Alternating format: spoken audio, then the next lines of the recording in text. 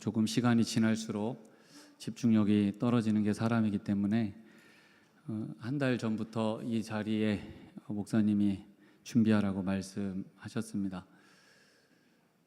어제 밤에 기도하면서 이 성도들의 이 영혼을 날마다 채워주기 위해서 수고하는 목사님의 그 영성을 다시 한번 느끼게 되었습니다. 그 무게감이 얼마나 클까, 그거를 지금 몇십 년간 해오시는데, 그렇게 준비해도 저를 설교를 굉장히 잘 지도해 주신 목사님이 절대 울지 말라고 설교하다가 너는 감정에 복받쳐서 울어도 성도들 하나도 감흥 안 되면 그것만큼 민망한 일 없다고. 근데 제가 원래 잘 안 우는 사람인데 이상하게 요즘에 말씀을 전하면 눈물이 나요. 그래서 어제 일부 예배 때 시작하자마자 눈물이 나서 꼬이고 그만큼 참 부족하고 그런데 그런 어떤 영적인 그 무게감을 여러분도 좀 느껴보시라고. 그만큼 힘든 일이라고. 그러니까 모세를 피곤하지 않게 도운 것처럼 여러분들도 담임 목사님을 위해서 뜨겁게 기도하셨으면 좋겠습니다. 그 부탁을 하려고 먼저 말씀드렸습니다. 전라남도 음성 나환자촌에서 그 한센병의 대부라고 불리는 목사님께서 사역할 때 한 노인이 찾아왔습니다. 목사님은 그 노인에게 이곳은 한센병 환자들만 살 수 있는 곳이니 어르신은 살 수 없습니다. 그렇게 말했음에도 불구하고 노인이 눈물을 흘리면서 이곳에서 살게 해달라고 간청했습니다. 그 사연을 들어보니 노인에게는 10명의 자녀가 있었습니다. 그 자녀 중에 넷째 아들이 11살 때 갑자기 손이 비틀리고 눈이 돌아가서 병원에 가보니까 한센병이었습니다. 이거 어떻게 해야 되나 고민하다가 한센병 환자촌으로 보내기로 결심하고 아들을 데리고 길에 나섰습니다.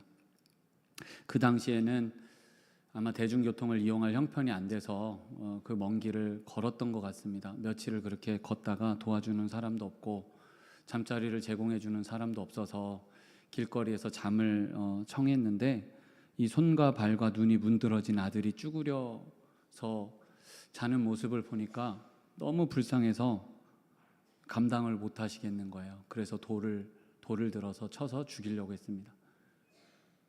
그런데 그것이 한 번 빗나가서 실패를 한 거예요. 그 두 번째 들어서 내리치려고 하니까 참 아버지로서 아들을 죽일 수 없어서 포기하고 다시 그 아들과 길을 떠납니다.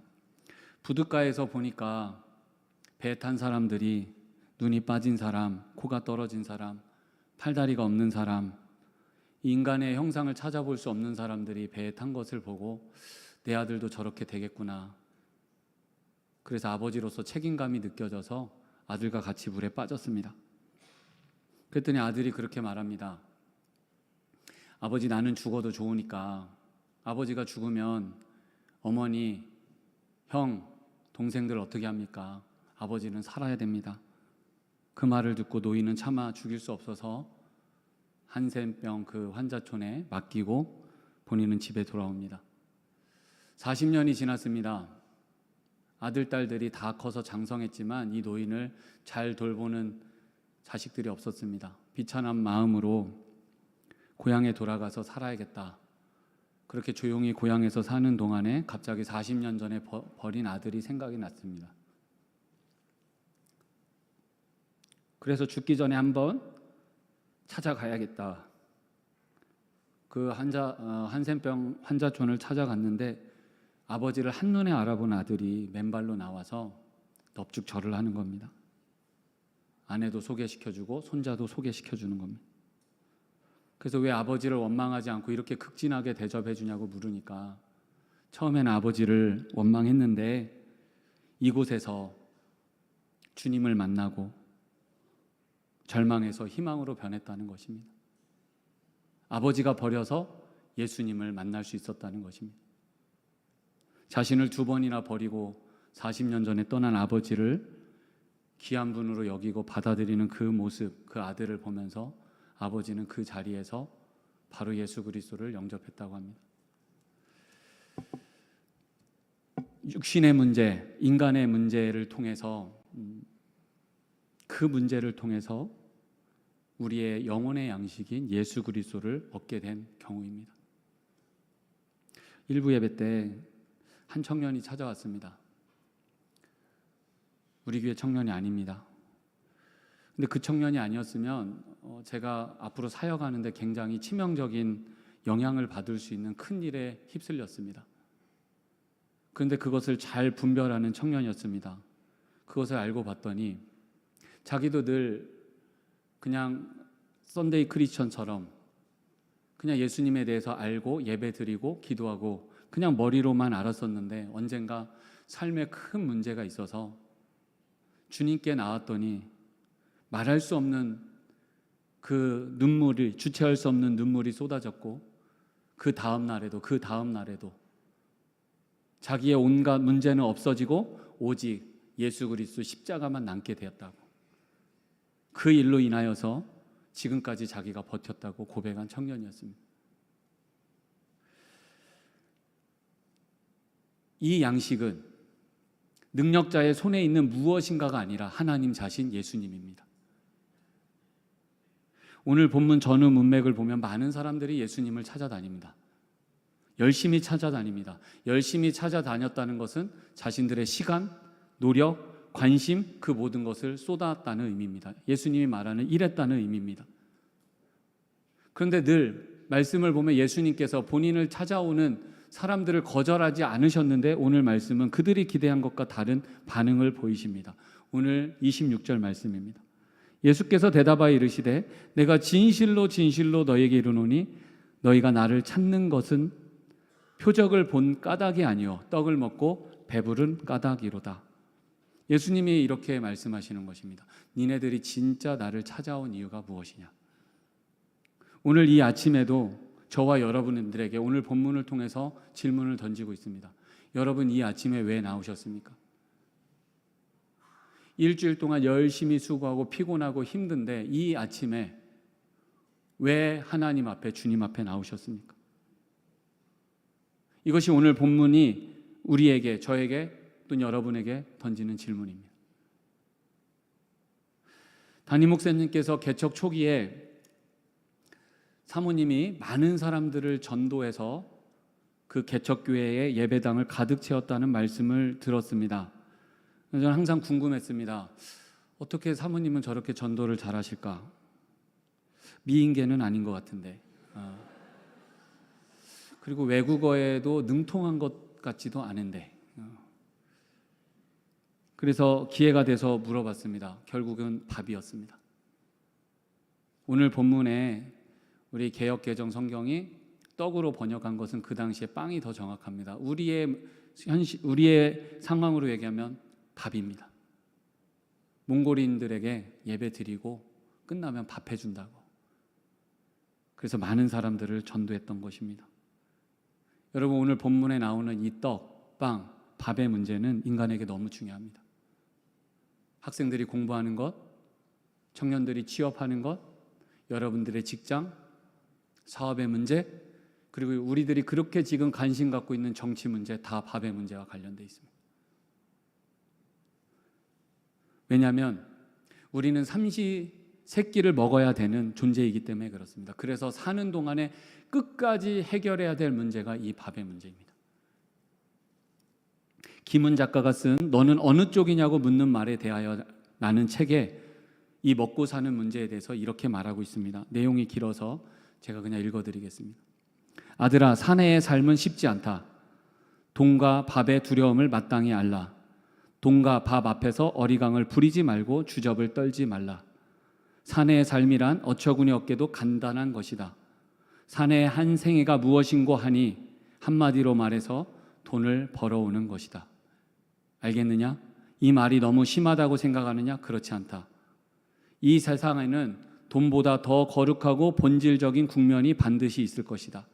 그런데 얘야, 돈이 없다면 돈보다 더 큰 것들을 이룰 수 있겠느냐? 물적 토대가 무너지면 그 위에 세워놓은 모든 대부분의 것들이 무너진다. 돈이 없어도 혼자서 고상하게 잘난 척하면서 살 수 있다고 생각하지 말아라. 돈이 있어야 밥을 벌 수 있다. 우리는 구석기 시대의 사내들처럼 자연으로부터 직접 먹거리를 포획할 수 없다. 우리의 먹거리는 반드시 돈을 경유하게 되어 있다. 이 세상이 우리에게 보여주는 모든 먹이 속에는 낚싯바늘이 들어있다. 낚싯바늘을 물면 어떻게 되는가? 입천장이 깨어져서 끌려가게 된다. 이 끌려감의 비극성을 또한 알고 그 비극과 더불어 명랑해야 하는 것이 사내의 길이다. 돈과 밥의 지엄함을 알라. 그것을 알면 사내의 삶의 가장 중요한 부분을 아는 것이고, 이걸 모르면 영원한 미성년자다. 돈과 밥을 위해서 돈과 밥으로 더불어 삶은 정당해야 한다. 알겠느냐? 그러니 돈을 벌어라. 벌어서 아버지에게 달라는 말이 아니다. 내가 다 써라. 나는 나대로 벌겠다. 여기에 저는 한마디를 붙이면 나에게도 좀 줘라. 이렇게 얘기하고 싶습니다. 우리 성도들이 살아가는 삶의 현장이 입천장이 다 찢어지도록 열심히 일해야 되는 현장입니다. 우리 아버지들, 어머니들, 우리 성도님들 그 입천장이 다 찢어지게 일하고 지금 이 자리에 나왔습니다. 그 문제가 어떤 분들에게는 너무 많이 큰 부분을 차지하고 어떤 부분은 그렇게 크지 않게 차지하지만 어쨌든 우리는 예배드리러 왔지만 문제 해결을 해서 자유로울 수 없는 사람들입니다. 그래서 어떤 목사님이 이렇게 말씀하셨습니다. 인간에게 복은 하나님이 주는 애프터 서비스라고 얘기했습니다. 하나님께서 만들어 놓으시고 애프터 서비스, 복을 주시지 않으면 우리는 잘 살아갈 수 없는 존재라는 뜻입니다. 그래서 우리가 이 복의 문제로 하나님께 나오는 것은 부끄러운 일이 아닙니다. 성도 여러분, 처음부터 나는 구원이 궁금해, 나는 죄가 궁금해, 나는 성령이 궁금해. 여러분, 이 궁금증 때문에 교회 나온 분들 있습니까? 그리고 오늘 본문에서 말씀하는 것처럼 그렇게 문제 때문에, 특별히 빵의 문제 때문에 찾아온 사람들에게 예수님께서는 그 문제를 해결해 주셨습니다.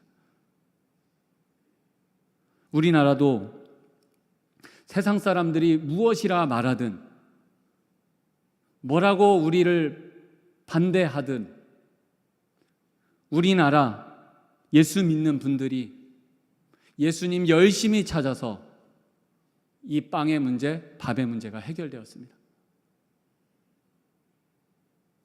그런데 어느 순간 이 성도들의 삶의 문제가 별로 잘 해결되는 것 같지 않아요. 그래서 많은 사람들이 교회를 떠나는 것 같습니다. 저의 착각입니까? 여러 가지 교회를 떠나는 많은 이유들을 이야기하지만 사람은 많은 문제가 있어도 그곳에 정말 좋은 것이 있으면 절대 버리거나 떠나지 않습니다. 그러니 교회에서 또는 우리들을 보면서 진짜를 못 찾겠구나, 그걸 보면서 많은 사람들이 떠나가는 겁니다. 오늘 예수님께서 그렇게 열심히 예수님을 찾은 사람들의 문제를 해결해 주지 않고 따뜻하게 말씀하지 않은 것처럼 이 시대에도 성도들의 여전히 많은 문제들이 있지만 왜 그렇게 시원하게 해결해 주지 않는 것처럼 느껴질까? 여러분, 그 이유는 이 본문에 예수님을 찾아온 사람들의 동기가 잘못됐기 때문에 그렇습니다. 정확히 말하면 그들의 동기가 변질되었습니다. 처음에는 문제 해결 때문에 나올 수 있습니다. 양식의 문제 해결 때문에 나올 수 있습니다. 병의 문제 때문에 나올 수 있습니다. 그래서 예수님께서 다 고쳐주시고 양식도 주셨습니다. 오병이의 기적을 통해서 충분히 인간의 양식의 문제를 해결해 줄 수 있는 분이라는 걸 보여주셨습니다. 그런데 그것을 보고 그들의 동기가 변했습니다. 저 예수님은 이 땅의 문제를 해결할 수 있는 분이구나. 우리의 왕이구나, 우리의 이 땅의 행복을 위해서 분명히 해결해 주실 분이야. 그래서 자신들의 욕망을 위해서 이용하는 수단으로 지금 예수님을 찾은 겁니다. 여러분, 우리의 고민이 이것이 돼야 될 줄 믿습니다. 제가 뜻하지 않게 절대적인 빈곤의 문제로 어려움을 당하는 곳에서 복음을 전하는 분을 돕게 되었습니다. 그런데 우리들이 잘 모를 뿐이지 지금도 여전히 그런 빈곤함 속에서 예수님을 찾고 하나님을 찾는 그 사람들에게 글로는 다 적을 수 없을 만큼 하나님께서 놀라운 기적을 지금도 일으키십니다. 그런데 제 안에 고민이 하나 있습니다. 저들이 지금 저렇게 예수님을 찾고 예수님을 만나는데 혹시 부요해지면 어떻게 될까? 여전히 우리나라는 이 빈곤의 문제가 해결됐음에도 불구하고 많은 사람들, 많은 성도들 중에 이 문제를 해결하지 않으면, 빈곤의 문제를 해결해 주지 않으면 선이 아닌 것처럼 생각하는 많은 그리스도인들이 있습니다. 이 문제가, 빵의 문제가 그 문제 해결을 위해서 찾아오는 것이 잘못됐다는 말씀이 아닙니다. 예수님께서 왜 양식으로 5,000명을 먹이셨습니까? 예수님께서 왜 폭풍을 잠재우셨습니까? 예수님께서 왜 병자들의 병들을 고쳐주셨습니까?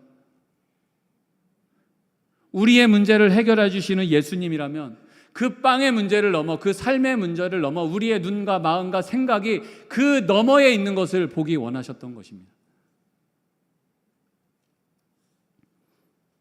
그 찾아온 그들에게 예수님께서 27절에 이렇게 말씀합니다. 썩을 양식을 위하여 일하지 말고 영생하도록 있는 양식을 위하여 하라. 이 양식은 인자가 너에게 주리니 인자는 아버지 하나님께서 인치신 자니라. 그들이 찾아온 동기는 예수님께서 그들의 왕이 되어서 로마로부터 독립을 하고 양식의 문제가 해결되어지고 부국 강병을 누리는 것이 예수님께 원하는 것이었습니다. 동기가 바뀌었습니다. 썩을 양식이라고 예수님이 말합니다. 그래서 저는 이 말씀을 보면서 요즘 복음이 전하기 어려운 시대에 나에게 이런 기적을 주면 좀 좋지 않을까라는 생각을 많이 했었는데 말씀을 통해서 결론을 얻고 자유해졌습니다. 능력 없음에 대해서. 예수님도 그런 기적을 행하고 그들의 생각과 마음의 동기가 이렇게 변질된다면 나 같은 사람은 오죽하겠는가. 그래서 오직 말씀밖에 없구나. 성도 여러분, 잘 분별하시기 바랍니다. 요즘 수많은 사람들이 기적과 이적을 행한다고 합니다. 예언을 한다고 합니다. 능력을 행한다고 합니다. 그럴 수 있습니다. 사단도 능력을 행했습니다. 중요한 것은 그 능력이 무엇이 됐든 예언이 무엇이 됐든 그것을 통해서 성도들이 하나님께 향해지도록 주님께 향해지도록 사역을 하지 않는다면 그것은 다 거짓 선지자입니다. 잊지 마십시오.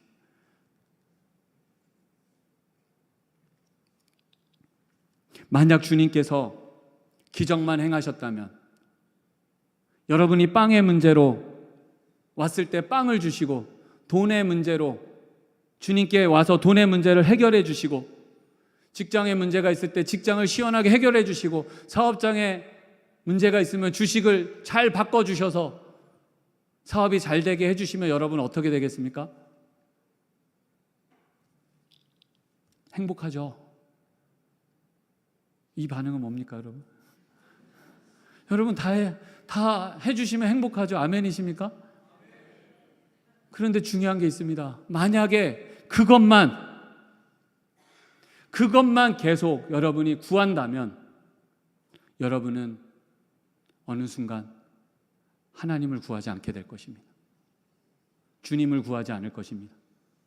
예배드리는 것, 기도하는 것, 주님과의 시간 그렇게 사모하지 않을 것입니다.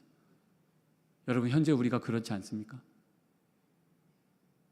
그래서 이 썩을 양식만, 이 땅의 문제만, 이 땅에서 행복하려고만 하는 그것만 구한다면 그 썩은 양식만 먹으면 여러분 어떻게 됩니까? 썩은 양식 먹으면 어떻게 됩니까? 죽습니다. 마찬가지로 이 땅의 썩을 양식이라고 하는 그것만 구할 때 우리는 영적으로 죽게 되는 겁니다.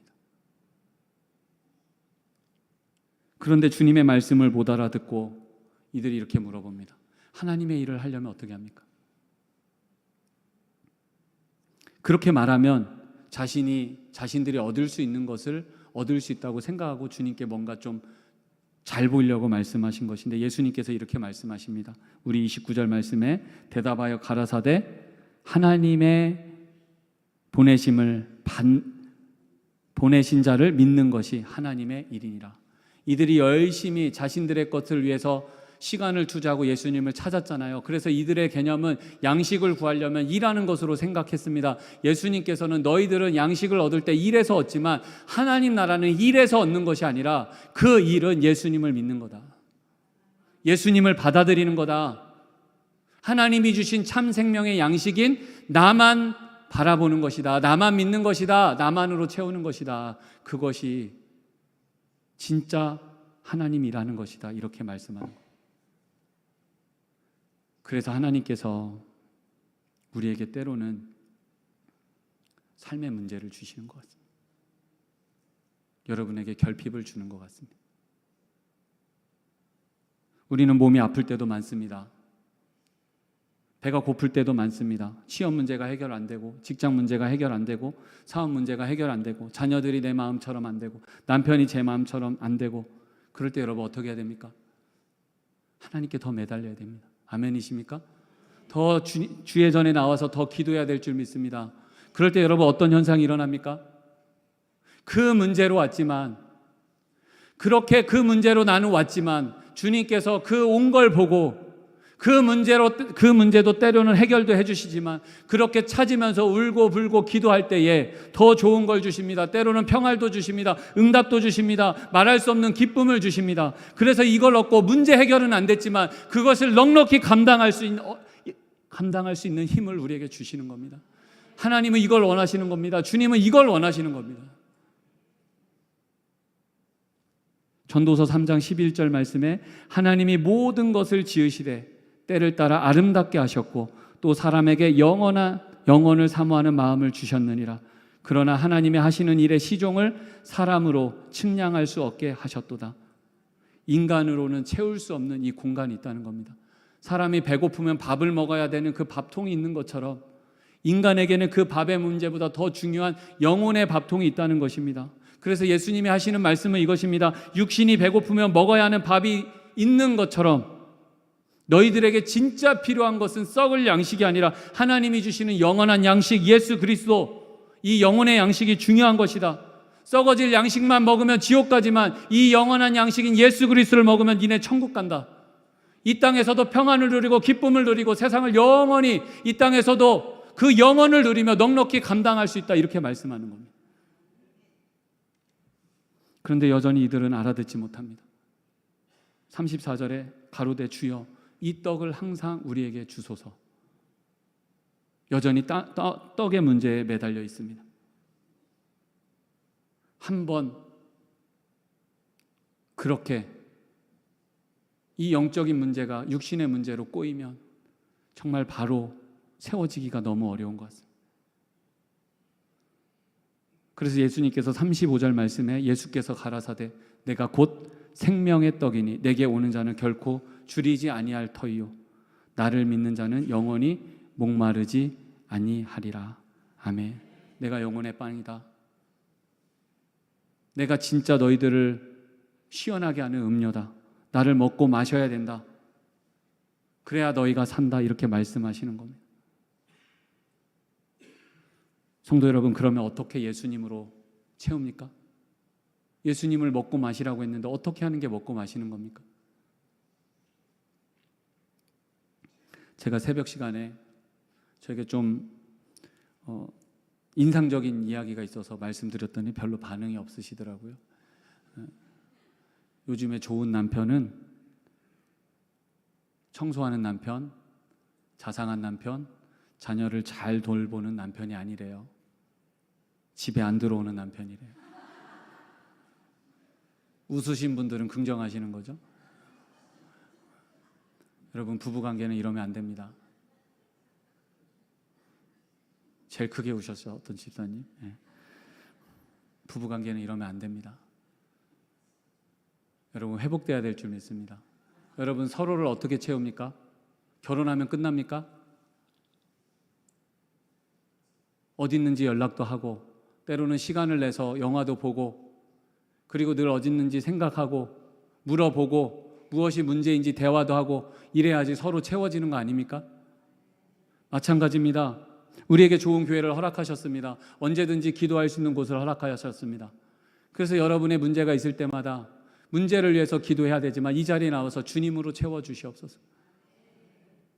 그 갈급함이 아는 사람만이, 먹고 마시라는 것은 우리가 배고플 때 그것을 찾는 것처럼 주님을 갈급해야 하라는 것입니다. 그 갈급할 때 거기에서 멈추지 않고 주님으로 나를 채워주시옵소서. 직장에서 사업장에서 쉽지 않지만 늘 주님 생각하고 자고 일어나도 주님으로 나를 채워주시옵소서. 주님을 사모합니다. 주님이 아니면 나는 살 수 없습니다. 세상의 문제가 아니라 주님 자신으로, 하나님 자신으로 나를 채워주시옵소서. 여러분 이렇게 기도해 보십시오. 이 기도는 하나님이 들으십니다. 이렇게 기도할 때 여러분 채워주실 것입니다. 이렇게 채움받는 사람은 삶의 문제가 아무리 있어도 그 모든 문제를 넉넉히 감당하게 될 줄 믿습니다. 이렇게 말씀을 듣고도 우리 생각에는 이 밥의 문제가 너무 심각해서 걱정이 돼요. 그러면 이 밥의 문제는, 빵의 문제는 어떻게 해야 되는가? 여전히 삶의 문제가 있었지만 욥이 그랬고 다니엘이 그랬고 초대교회 성도들이 그 삶의 문제가 해결되지 않음에도 불구하고 주님이 채워주시는 그 주님의 자신으로 채움받고 넉넉히 세상의 모든 일들을 감당한 것이 그리스도인들이었습니다. 그래서 성도 여러분, 여러분에게 결핍함이 있다면 감사하시기 바랍니다. 그 문제를 통해서 하나님이 하실 일이 있습니다. 혹시 여러분이 지금 빵이 풍성해서 풍요로운 가운데 살고 있습니까? 그 풍요로움 때문에 하나님을 놓치지 않으시기 바랍니다. 그 풍요로움을 주신 하나님을 바라보면서 더욱 하나님께 가까이 나가는 성도들 되시기 바랍니다. 만약에 여러분 가운데 문제 때문에 결핍함이 있다면 그 결핍함을 위해서도 기도해야 되지만 그 결핍함을 통해서 하나님이 하시려는 일을 보시기 바랍니다. 예수님께서 배고프셨습니다. 그때에 예수님께서는 돌을 빵으로 만들어 먹지 않으셨습니다. 왜 그러셨습니까? 지금 하나님이 말씀하신 것입니다. 너는 지금 배고파야 한다. 너는 지금 결핍해야 된다. 왜요? 네가 그렇게 비워질 때에 지금 너는 영혼의 체험의 시간이다. 육신적으로는 배고프지만 영으로 채우는 시간이다. 그래서 그 배고픔을 통해서 하나님 자신으로, 예수님으로 가득 채우기를 바란다. 이것이 주님이 원하시는 것입니다. 이렇게 말씀을 하는 저도, 여러분도, 그래도 여러분 빵으로 풍성했으면 좋겠지 않습니까? 여러분 이게 채워진 사람은 때가 되면 주님께서 그 삶의 모든 문제도 해결해 주실 것입니다. 성경에서 처음부터 끝까지 말씀하시는 것이 먼저 그 나라를 구하라. 하나님 관계를 먼저 바로 세워라. 예수님으로 먼저 채워라. 그러면 너의 모든 문제는 내가 해결해 줄 것이다. 이것이 우리에게 계속해서 던지는 메시지입니다. 그럼 여러분, 지금 내가 예수님으로 채워졌는지 어떻게 알 수 있을까? 이사야서 11장 6절에서 8절 말씀입니다. 그때에 이리가 어린 양과 함께 거하며 표범이 어린 염소와 함께 누우며 송아지와 어린 사자와 살찐 짐승이 함께 있어 어린아이에게 끌리며 암소와 곰이 함께 먹으며 그것들의 새끼가 함께 엎드리며 사자가 소처럼 풀을 먹을 것이며 젖먹이 아이가 독사의 구멍에서 장난하며 젖된 어린아이가 독사의 굴에 손을 넣을 것이라. 이 말씀은 분명히 예수님께서 오실 때에 그분이 다스릴 나라를 이사야 선지자가 예언하고 있는 것입니다. 성도 여러분, 어떻게 이리와 어린 양이 함께 놉니까? 염소와 표범이 어떻게 함께 놉니까? 암소와 곰이 함께 놉니까? 어린아이가 어떻게 독사와 함께 놉니까? 어떻게 이게 가능합니까? 왜 이게 가능합니까? 이 세상은 강한 동물이 약한 동물을 잡아먹어야 됩니다. 그게 이 세상입니다. 사람과의 삶도 그렇습니다. 근데 왜 여기는 그렇지 않습니까? 만족 때문에 그렇습니다. 이 모든 맹수들, 연약한 동물들, 어린아이 다 만족하기 때문에 서로 먹고 먹히지 않아도 되는 나라. 왜요? 하나님 때문에, 예수님 때문에 만족하기 때문에. 그럼 여러분 점검해 봅시다. 여러분 지금 무엇으로 채우고 있습니까? 지금 내가 무엇으로 만족하고 있는지 사람의 말을 통해서 알 수 있습니다. 가요를 부르는 거, 유튜브를 보는 거, 영화를 보고 넷플릭스를 보는 거 볼 수 있습니다. 그런데 여러분, 그걸 봐도 상관없는 사람과 그것을 보는 사람과는 전혀 다른 문제입니다. 여러분의 빈자리를 늘 무엇으로 채우고 있습니까? 만약에 그런 것들로, 세상의 것들로 지금 가득 차 있다면, 그리고 채우고 있다면 여러분은 지금 예수님 자신, 그분의 떡의 맛을 보지 못한 겁니다. 또 하나, 여러분의 말이 늘 불평하거나 감사하거나 내가 그렇게 원하지 않는데 아름답지 않는 말이 나온다면 여러분의 성격이라든가 그것의 문제보다는 내 안에 예수님이 채워지지 않아서 그렇습니다. 예수님으로 채운 사람은 만족하기 때문에 나를 공격해도 다른 사람 공격할 필요가 없습니다. 예수님으로 진짜 채움받은 사람은 세상의 것 없어도 아무 상관없습니다. 그런데 저도 참 많이 반성하고 회개하는데 이 세상에 이 물결이 너무 세서 10년, 20년 동안 이 한국교회 교육에서 세상의 것들을 너무 많이 갖고 왔어요. 예수님으로 승부하지 못했습니다. 그래서 여러분 이제 수련회도 하고 성경학교도 할 텐데 우리 다음 세대들이 이 수련회를 통해서 예수님으로 채워지도록, 예수님만 구하도록, 그래서 성령 받도록 기도해 주시기 바랍니다. 성도 여러분, 육신의 양식보다 영의 양식이 중요합니다. 영의 양식의 문제가 해결되면 주님께서 때가 되면 육신의 문제도 해결해 주실 것입니다. 빵의 문제로 고민하십니까? 자녀의 문제로, 해결할 수 없는 문제로 고민하십니까?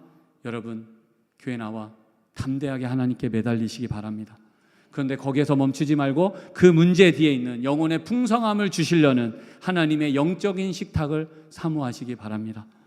영혼의 양식인 예수님을 먹고 사는 성도들 되시기 바랍니다. 그렇게 구할 때에 주님께서 주님의 자신으로 여러분을 가득 채우실 것입니다. 그때 여러분은 세상의 어떤 문제도 넉넉하게 감당하는 성도들이 될 것입니다.